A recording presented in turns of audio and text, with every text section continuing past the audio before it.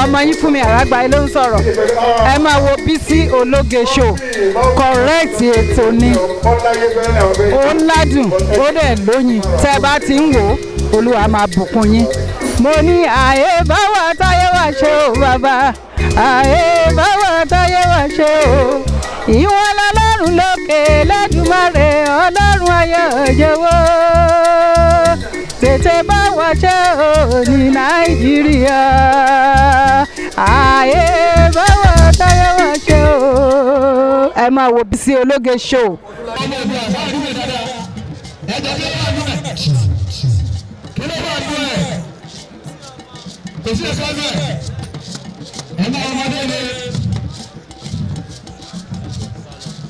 ààrẹ bí wọ́n lọ́wọ́ fún sí ọmọ ààrẹ pọ̀ kò sí tí èsì ní APC ó lè ní kárí èsì láwọ̀.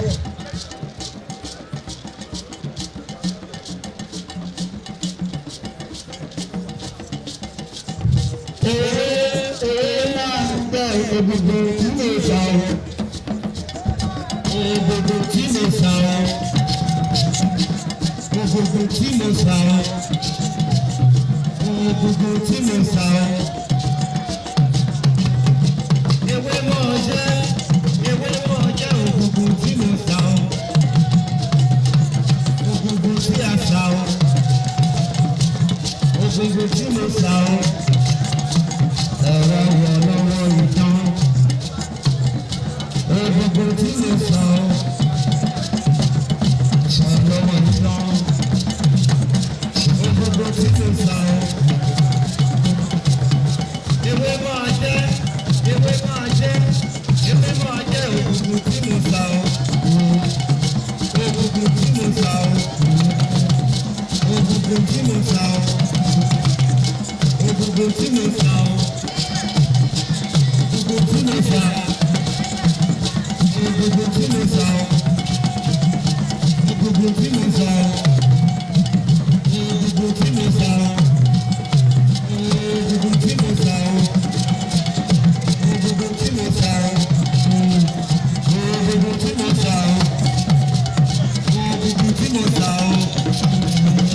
gbogbo tí mo sà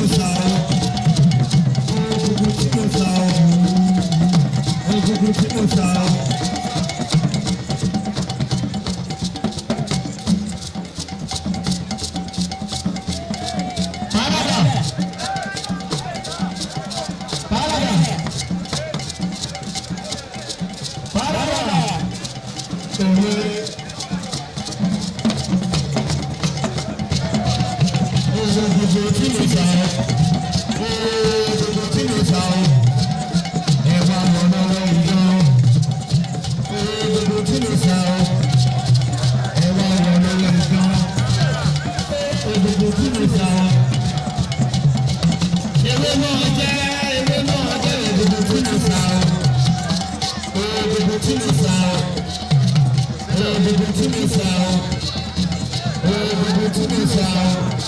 tí mo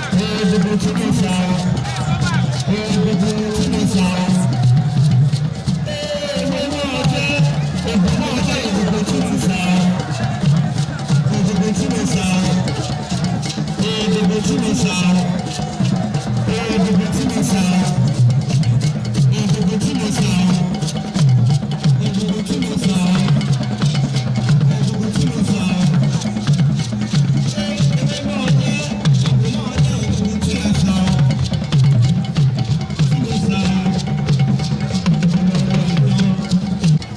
sà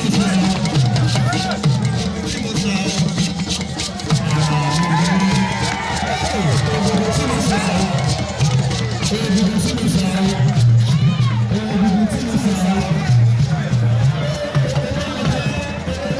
gbogbo tí mo sà ọ́, gbogbo tí mo sà ọ́.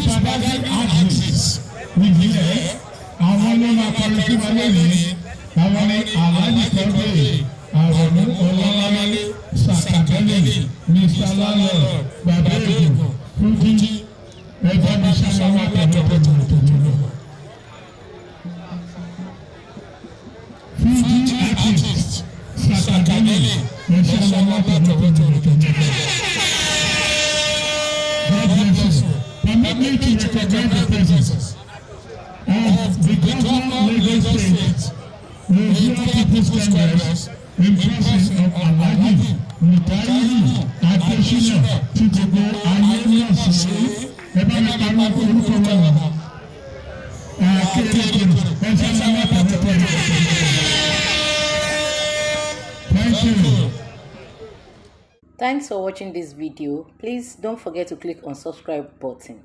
Kindly comment and share. We drop new videos daily. Thank you. God bless you.